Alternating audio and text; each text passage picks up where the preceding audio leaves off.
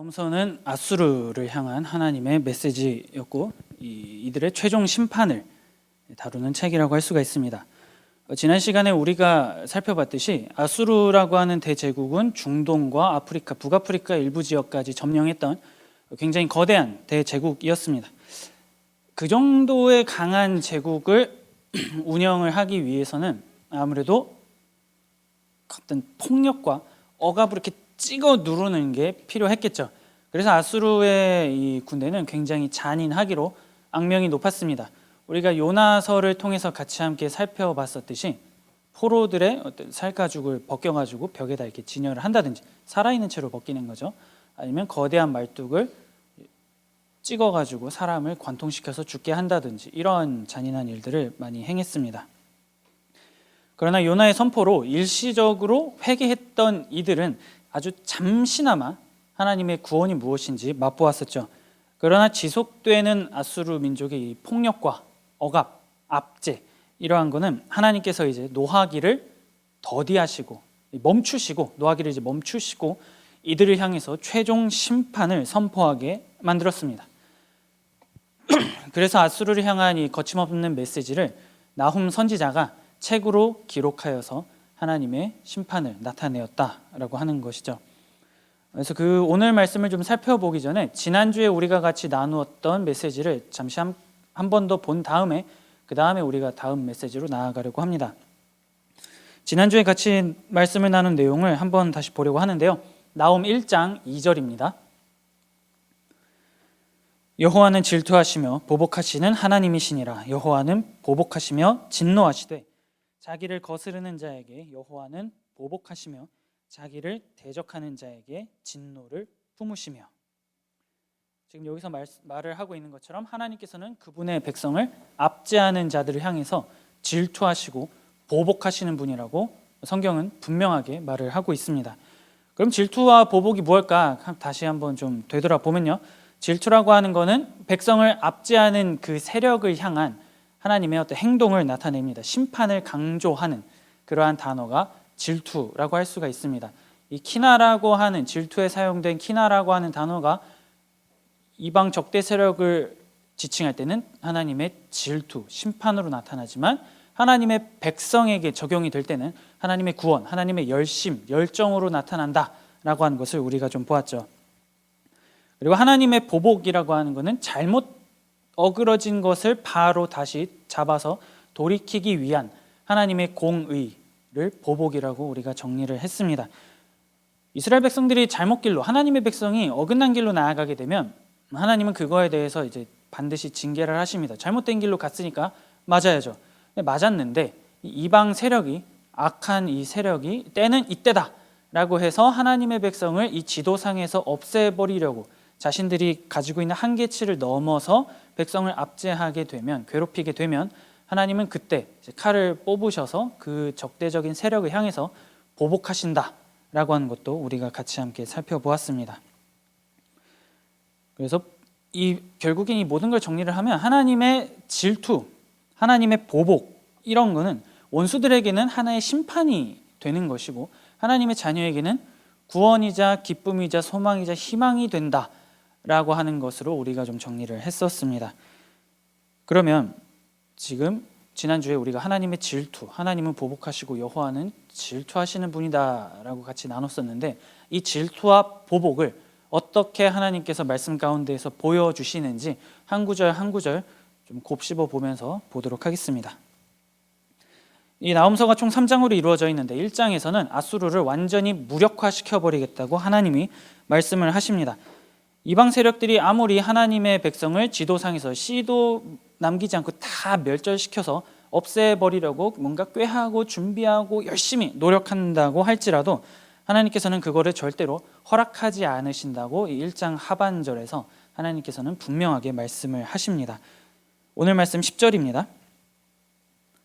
가시덤불같이 엉클어졌고 술을 마신 것 같이 취한 그들은 마른 지푸라기 같이 모두 탈 것이거늘. 자, 이미지가 3개 나옵니다. 한번 상상을 해보세요. 가시덤불, 술 취한 사람, 그리고 마른 지푸라기. 이 3가지의 이미지를 여러분들이 떠올리시면 이게 좋은 이미지입니까? 나쁜 이미지입니까? 무슨 이미지일까요? 뭔가 가시덤불이니까 우리한테 좀 좋은 건 아닌 것 같고, 술 취한 사람이면은 좀 정신이 온전하지 못하죠. 술을 안 마신 사람보다 횡설수설할 수도 있고요. 그리고 마른 지푸라기에 불 한번 붙이면 걷잡을 수 없이 잘 탈 겁니다. 결국에는 가시덤불, 술 취한 거, 마른 지푸라기, 이 모든 게 일단 다 안 좋은 이미지죠. 안 좋은 이미지를 하나님께서는 아수르를 향해서 지금 적용하시는 겁니다. 이들이 이렇고 결국에는 다 타버릴 거다. 아무리 뭘 꾀하고 준비한다 하더라도 한 줌의 재가 될 거다라고 하나님께서는 분명하게 말씀을 하고 계시는 겁니다. 가시덤불이 뒤엉키면 이거 뭐 풀 수도 없죠. 내 손만 다치죠. 그러니까 이것도 쓸모가 없고, 군인이 술에 취해가지고 전쟁에 나가면 이 말이 안 됩니다. 말이 안 되죠. 그런데 역사에서 실제로 이 아수르가 어떻게 망했냐면, 술 마시고 흥청망청 지내다가 적군의 기습을 받아서 멸망했습니다. 하나님께서 말씀하신 것처럼 너희들이 술 취한 자 같이 한 줌의 잿더미가 될 거다라고 한 이 말씀이 결국에는 성취가 되는 것이죠.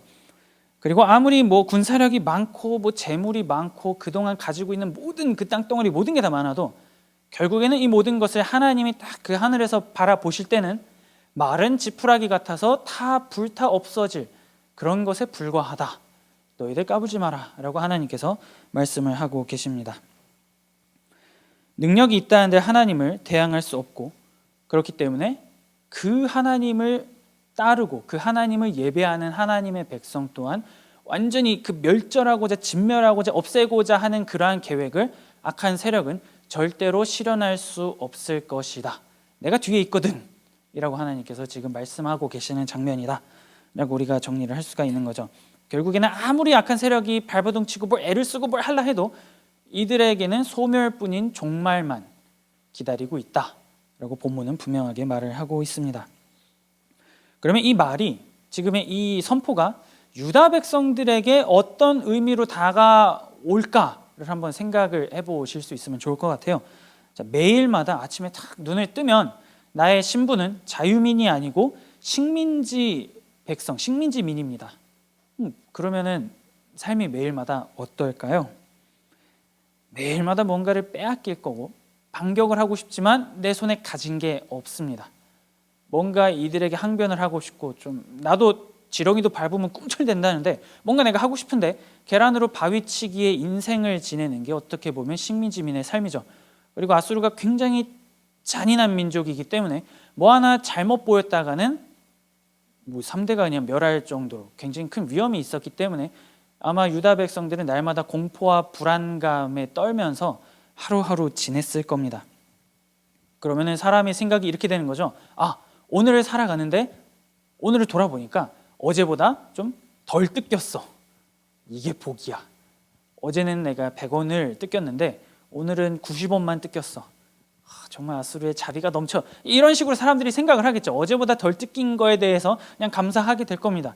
그렇게 압제받고 압박받으면서 살아가다 보면 나를 인도해 주시고 구원해 주시고 우리를 지금 인도해 주시는 하나님의 존재, 하나님의 능력, 이러한 기억이 어떻게 될까요? 점차 희미해져 가겠죠.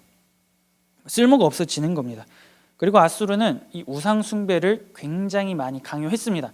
우리가 믿는 신이 너희가 믿는 신을 이겼기 때문에 너희는 당연히 우리가 믿는 신을 믿어야 돼 라고 하면서 우상 숭배를 강요했고, 실제로 유다는 굉장히 심각한 우상 숭배를 많이 저지릅니다.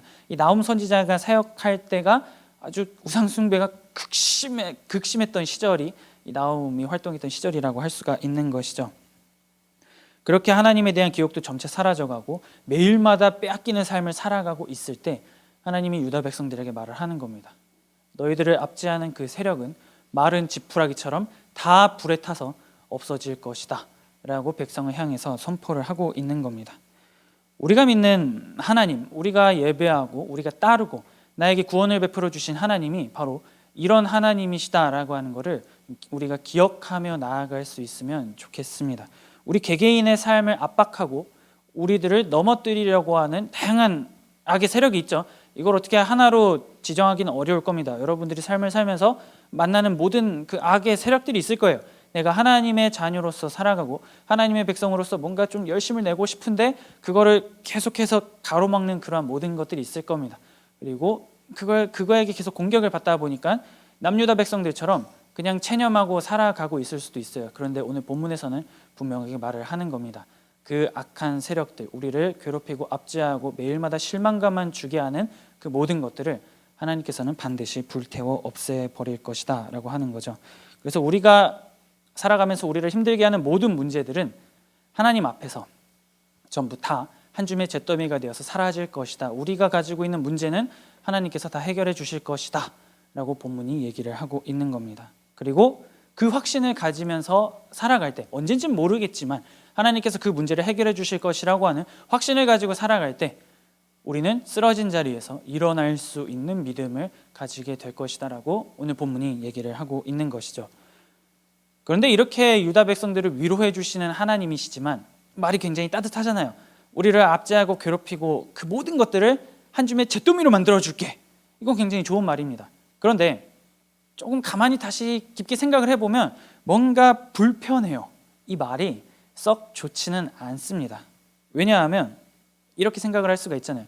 그냥 어련히 잘 말씀해 주시면 얘야 이렇게 하면 돼 라고 말씀만 잘 해주시면 굳이 이런 고통을 받지 않고 하나님을 잘 따를 텐데 왜 이런 상황 극한까지 나를 몰아가시면서 구원을 주시는가 라고 하는 그 불편한 거는 여전히 남아 있습니다.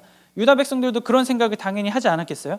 아니 하나님 100년 넘게 아수르에게 지금 지배를 받고 있는데 그냥 말씀만 해주시지, 아니면 잠깐 살짝만 치시지, 이건 좀 너무 심하잖아요. 그렇게 하시면서 우리를 구원해 주시겠다라고 하면 뭔가 이게 지금 앞뒤가 안 맞는 것 같습니다라고 유다 백성들도 이 나움의 메시지를 들을 때, 읽을 때 분명히 그렇게 생각을 했을 겁니다.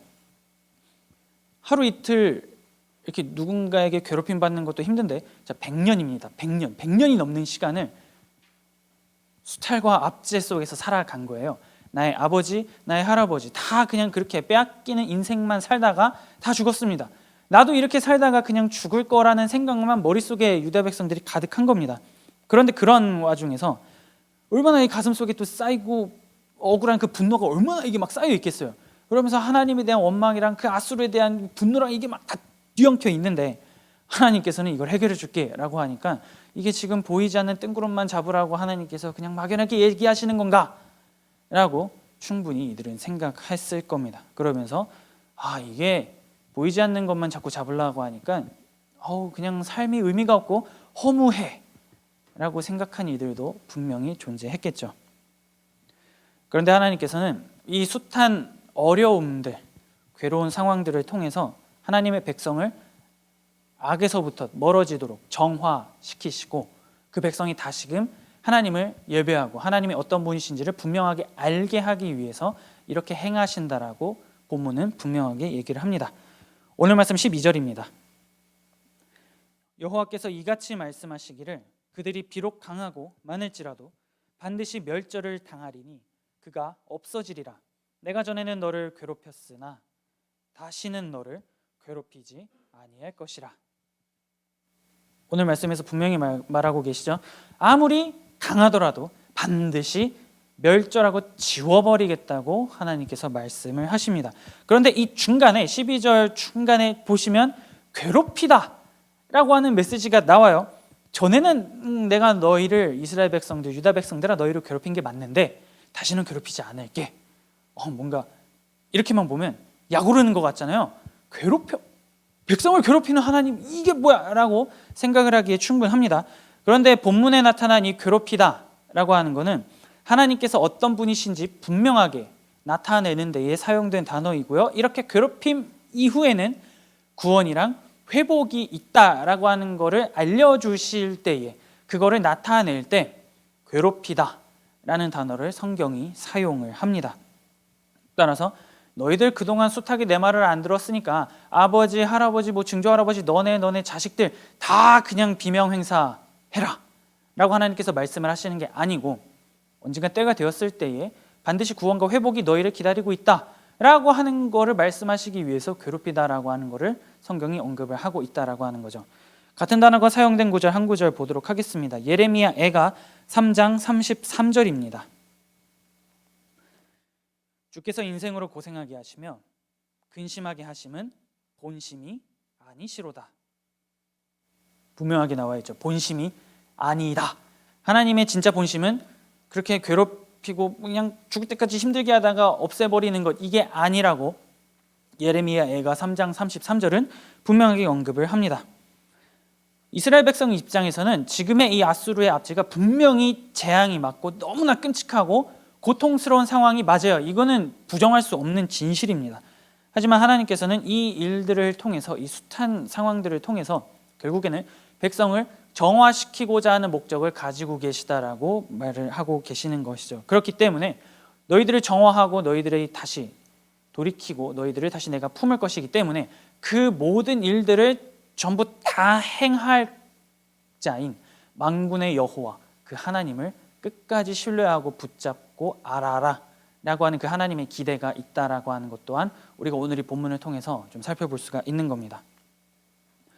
따라서 거대한 장벽, 뭔가 넘어서고 내가 이겨낼 수 없는 그러한 상황들, 어떤 세력들 여러 가지가 있겠죠. 그러한 것들을 눈앞에 두었을 때 그 모든 것들을 찍어 누르시고 박살을 내버릴 수 있는 자는 내가 옆에 있는 잘 아는 그 어떤 사람도 아니고 좀 SNS나 이런 상에서 유명한 걸출한 인물도 아니라 오직 만군의 여호와이신 하나님뿐이시다라고 오늘 본문은 분명하게 말을 하고 있습니다. 그렇기 때문에 뭔가 점차적으로 그 아수르의 압제에서부터 벗어나면서 구원의 과정을 회복하는 유다 백성들이 이걸 경험하게 되면, 보게 되면 이제 무엇을 생각하게 될까요? 정말로 하나님께서는 이들을 마른 지푸라기처럼 한 줌의 재로 만드시기에 충분한 능력이 있으신 분이었구나. 그러면 어떤 상황 가운데서든지 그 하나님을 내가 더 붙잡아야겠구나라고 하는 거를 이 아수르의 압제에서 멀어지는 과정을 통해서 유다 백성들은 분명하게 깨달을 겁니다. 그렇게 해서 결론적으로는 끝까지 어떤 상황이 있더라도 하나님을 결코 놓쳐서는 안 되겠다라고 하는 결론에 다다르게 되는 것이죠. 그리고 그렇게 백성을 종속시킨 그 멍에를 다 부수고 해방을 주겠다 하나님께서 말씀을 하십니다. 지난주에 우리가 열왕기하 18장을 통해서 아수르의 왕 사네립이 대군을 이끌고 남유다를 쳤던 그 과정을 우리가 좀 살펴보았었습니다. 그리고 그의 신하 랍사게가 혹시 기억나시나요? 하나님을 어떻게 비난하고 비방했는지 혹시 기억을 하시는 분 계십니까? 열왕기하 18장 집에 가셔가지고 쭉 읽어보시면 그 내용이 생각이 날 겁니다. 요약해보면 이렇게 얘기를 한 겁니다. 이 랍사게라고 하는 사람이 하나님을 이렇게 모독을 해요. 민족의 모든 신들 중에 우리의 이 소나기에서 건져낸 신들이 어딨냐? 너희들의 신은 약하고 무능하고 쓸모가 없다 라고 하면서 이 유다 백성들이 믿는 하나님을 그렇게 조롱을 합니다. 상황이 이렇게까지 됐는데 너희가 믿는 하나님이라고 하는 분이 아무런 능력도 못 보여준다. 쓸모가 없네. 그냥 우리한테 항복해 라고 이 랍사게가 그렇게 얘기를 한 거죠. 그리고 성경에는 기록되어 있지 않지만 이 아수르 문헌 가운데에서 이 아수르의 왕 사네립이 이 당시의 유다 왕은 히스기야라고 하는 왕이었습니다. 이 남유다를 정복시켰을 때 이 사람이 이렇게 얘기합니다. 아수르의 왕인 내가 유다 왕 히스기야의 목에 멍에의 줄을 메었다 라고 이 사람이 얘기를 했다라고 합니다. 멍에의 끈을 메운 거죠. 히스기야 왕에게 멍에를 매버렸다. 나는 아주 힘이 세. 이 자에게 멍에를 줬어 라고 사네립이 굉장히 이 자신의 업적을 칭송했다라고 하는 거죠. 따라서 하나님의 통치와 그 모든 것들을 보여주고 가시적인 상징인 왕이 이방 세력에 의해서 멍에를 지금 메었고, 우리가 믿는 그 하나님이 이방 세력에 의해서 굉장히 심각한 모독을 당했던 상황이 이제 열왕기하 18장 이하의 여러 가지 내용들이다라고 정리를 할 수가 있는 겁니다. 굉장히 그 있어서는 안 될 끔찍한 상황을, 하지만 하나님께서는 그 모든 과정을 옆에서 곁에서 다 보셨고 다 들으셨고 같이 함께 경험을 하게 되신 것이죠. 그리고 그들의 만행을 하나 잊지 않고 다 기억하셨습니다.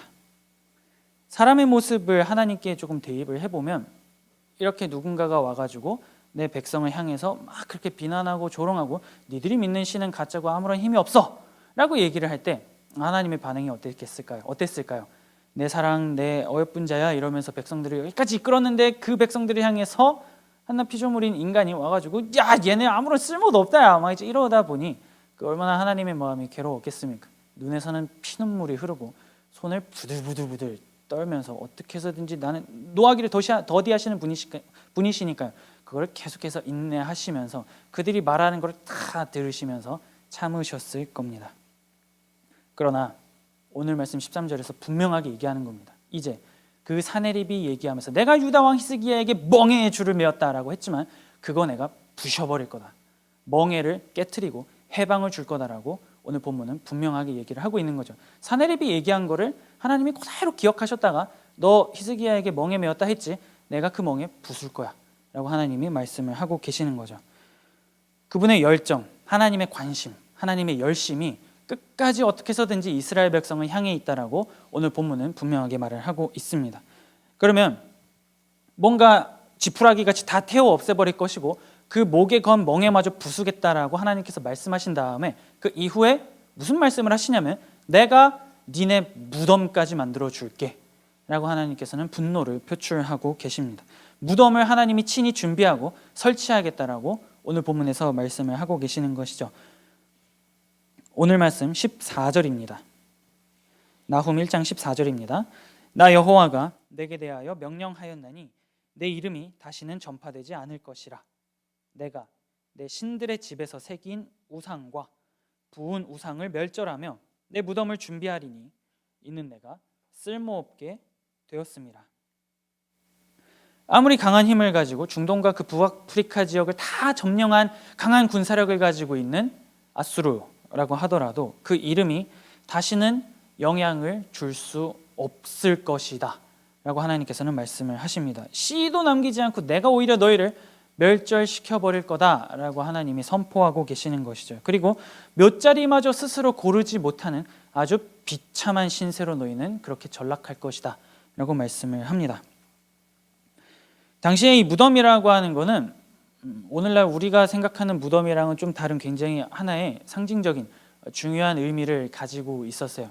사람이 죽고 나면은 무덤에 잘 안치되고 잘 묻히는 게 굉장히 큰 복이다 라고 사람들이 생각을 했습니다. 그렇기 때문에 어디에 묻혀야 되는가, 뭐 오늘날 옛날 우리나라 생각하면 막 풍수지리 이런 거 있잖아요. 그러니까 어디에 묻혀야 되는지도 굉장히 중요했고 그 사람이 죽어서 이제 묻히게 될 때에는 온갖 저주가 담긴 글귀를 그 무덤에 같이 이제 넣어 놓습니다. 이 저주가 이 죽은 자를 향한 저주가 아니고 이런 저주죠. 이 무덤을 뭐 회파하거나 망가뜨리거나 이 무덤에 모욕을 주는 자는 지금 우리가 적은 이 저주의 글귀처럼 이 저주의 능력을 발휘하는 신의 저주를 받아서 너희는 큰 일을 겪게 될 것이다 라고 하는 그런 저주를 이 죽은 자의 무덤에다가 같이 적어놓거나 넣어놓거나 이런 식으로 하게 됩니다. 그러니까 죽기 전에는 내가 어떤 저주를 기록할 것인가, 어떤 저주가 이들에게 이 내 무덤을 건드리는 자에게 영향을 미칠 것인가, 어떤 신이 내 무덤에 영향을 줄 것인가, 이것도 중요하겠죠. 그리고 묫자리도 이제 잘 살폈어야 됐는데 지금 하나님께서는 말씀하고 계시는 겁니다. 그거 너희들 하나도 못할 거야. 왠지 아냐? 내가 니들 묫자리 파가지고 준비해놨거든. 너희는 내가 만든 묫자리에 묻혀서 그냥 비명 행사하고 죽을 거다 라고 하나님께서는 아수르를 향해서 그렇게 말씀을 하고 계시는 겁니다. 제대로 매장되는 사치를 누릴 수 없고 너희가 기록하는 모든 저주는 나 만군의 여호와 앞에 아무런 쓸모도 없을 것이다. 니들 피조물이 아무리 강하고 강한 힘을 가지고 날고 긴다 하더라도 나 여호와 앞에서는 의미가 없다라고 분명하게 말을 하고 계시는 것이죠. 그리고 너희를 죽여서 멸절시켜서 무덤에만 묻어버릴 수 있으면 무엇이든 할 것이다. 하나님의 분노가 지금 굉장히 강하게 표출되고 있는 것을 우리가 좀 볼 수가 있는 것이죠. 랍사게가 했던 말을 다시 한번 생각해 보겠습니다. 민족 가운데의 어느 신이 우리의 소나귀에서 건져낼 수 있겠느냐 라고 이 사람이 하나님을 비난했습니다. 그 하나님의 답이 이 나훔 선지자의 글을 통해서 나타나는 것이죠. 그래? 니들의 묫자리 내가 파가지고 거기에다 묻어버려 줄게. 그리고 너희들은 씨도 남기지 않고 다 이 세상 가운데에서 지워질 거야 라는 하나님의 대답을 이 나훔서를 통해서 볼 수가 있는 겁니다. 그들의 최후가 얼마나 비참할 것인가를 강조하고 있는 것이죠. 그래서 이것이 하나님의 분노고 여러분 하나님의 심판입니다. 우리가 악에 대해서 악한 것, 악한 행동, 뭐 어떤 악 이런 것들을 생각할 때 그 악에 대해서 하나님이 심판하신다라고 하는 거는 머릿속에 이해를 하고 있어요. 이해를 하고 있지만 하나님의 심판하면은 뭔가 너무 추상적입니다. 이게 가까이 다가오지가 않아요. 하지만 오늘 이 본문은 그 악에 대한 하나님의 분노, 증오, 심판, 이것이 얼마나 무시무시하고 강력하고 사람이 피할 수 없는 것이다 라고 하는 것을 지금 오늘의 본문이 분명하게 보여주고 있는 겁니다. 그리고 오늘의 본문을 통해서 백성의 비참함을 바로 그 곁에서 같이 함께 경험하시고 피눈물을 흘리셨던 그 하나님의 슬픔, 노하기를 더디하셨지만 이제는 그거를 멈추고 내 백성을 압제하던 자들을 향해서 그 진노를 전부 다 쏟아넣으려고 하는 그 하나님의 진노, 이거를 우리가 좀 기억을 할 수 있으면 좋겠습니다. 결국에는 그 악에 대한 하나님의 심판 앞에서 어느 누구도 살아남을 수 없을 거라고 오늘 본문이 얘기를 하고 있는 것이죠.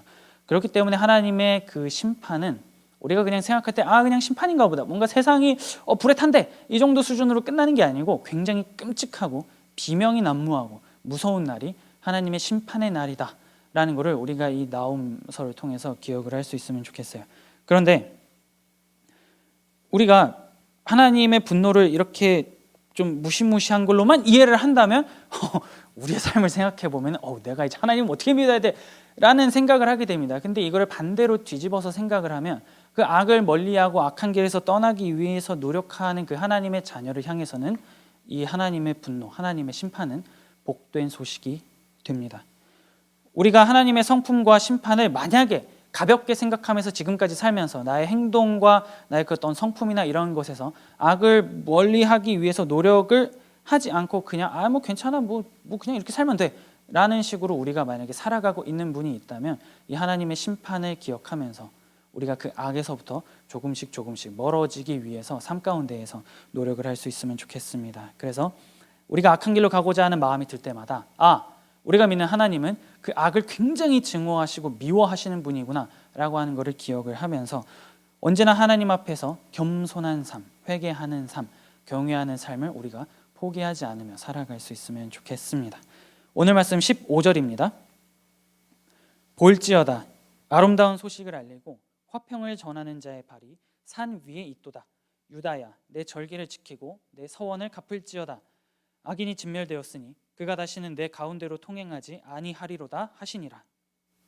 해방, 구원, 하나님의 다스림으로 상징되는 화평을 전하는 자의 발이 오늘 본문이 어디에 있다고 하나요? 산 위에 있다라고 분명하게 언급을 하고 있습니다. 그 소식은 결국에는 이미 하나님을 떠나서 출발해가지고 산 위에까지 도달을 한 겁니다. 그러면 이제 이 산 위에 있는 소식이 어떻게 될까요? 결과가 어떻게 될까요? 위에 있으니까 내려가야겠죠. 내려가가지고 도달하는 목적지는 유다 백성들입니다. 하나님의 백성을 향한 것입니다. 그렇기 때문에 하나님께서는 오늘 나홈서 1장 15절을 통해서 분명하게 말씀을 하고 계시는 겁니다. 이미 떠난 그 화평을 전하는 자의 발, 하나님의 다스림, 해방, 구원, 이 모든 것이 내 손을 떠나서 산 위에 있다. 이제 내려갈 일만 남았다. 내려가게 돼서 도착을 하게 되면 너희에게는 나의 다스림, 해방, 구원, 이 모든 것을 맛보아 누리게 될 것이다 라고 하나님께서는 말씀을 하고 계시는 겁니다. 그렇기에 이 소식이 이제 도달할 일만 남았기에 이것은 분명히 기쁜 소식이 되는 것이고 대적에게는 너무나 두려운 심판이지만 하나님의 백성인 유다 민족들에게, 이 당시 민족들에게는 이게 우리가 그렇게 너무나 잘 쉽게 알고 표현하는 복음이 되는 겁니다. 이게 유다 백성들에겐 복음인 거죠.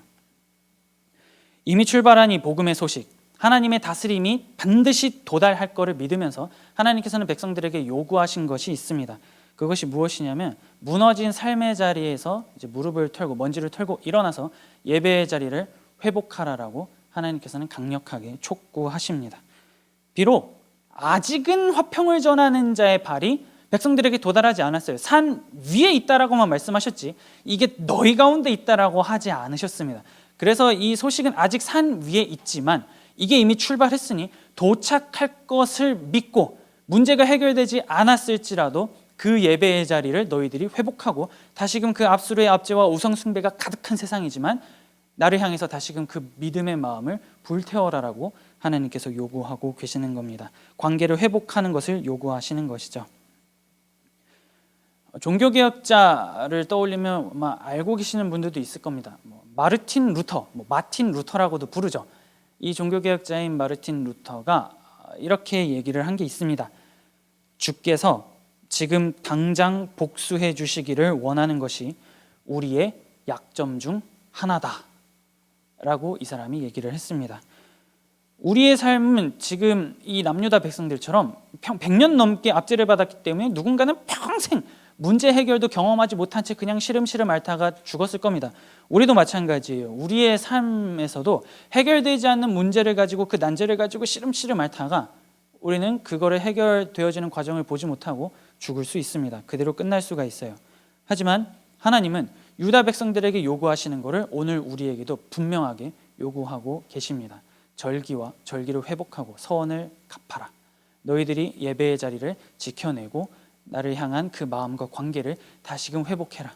이미 화평을 전하는 자의 발이 산 위에 올라섰으니 아직은 도달하지 않았을지라도 도착할 거를 믿고 나를 믿고 다시금 예배의 자리를 회복하지 않겠냐 라고 하나님이 요구하고 계시는 것이죠. 우리가 만족할 만한 결과가 나타나지 않을지라도 그 기쁜 소식이 복음이 도착할 것을 신뢰하면서 하나님을 붙잡기를 요구하고 계시는 것이 오늘 본문의 핵심 메시지라고 할 수가 있는 겁니다.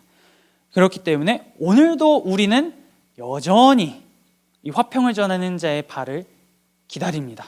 그거는 너무나 우리도 잘 알죠. 얼마나 우리의 삶에 어려움도 많고 힘든 문제 해결할 수 없는 게 얼마나 많이 있습니까? 이게 우리의 힘으로 해결되지가 않는 것들이 굉장히 많아요.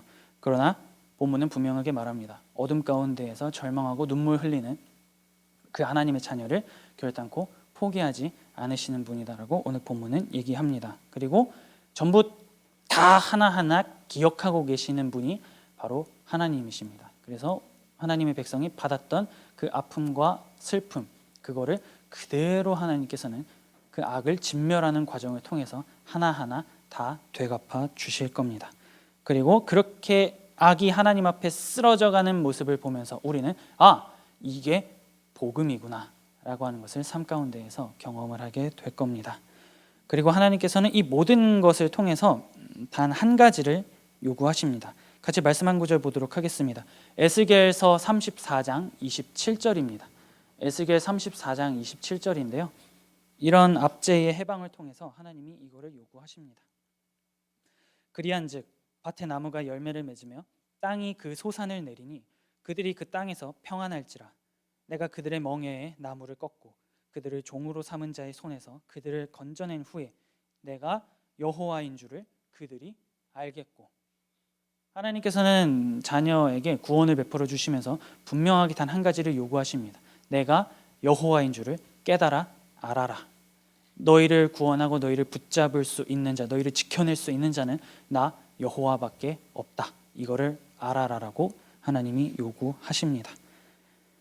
참담한 인생 그리고 비통한 우리의 모든 상황 가운데에서 우리의 모든 것들을 구원해 주실 수 있는 분은 오직 만군의 여호와밖에 없다라고 하는 것을 우리가 잃지 않고 그 사실 하나만을 끝까지 붙잡을 수 있으면 좋겠습니다.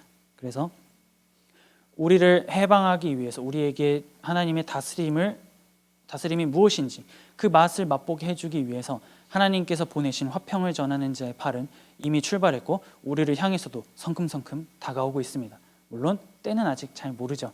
그러나 분명하게 그때는 올 겁니다. 그렇기에 그것이 반드시 도착할 것을 신뢰하면서 오늘 내가 살아가는 삶의 모든 영역에서 하나님이 요구하신 것, 여호와를 깨달아 아는 것과 쓰러진 그 무너진 예배의 자리를 회복하면서 하나님을 다시금 붙잡고 신뢰하며 나아갈 수 있는 저와 여러분들이 될 수 있기를 마음 다해 축복합니다.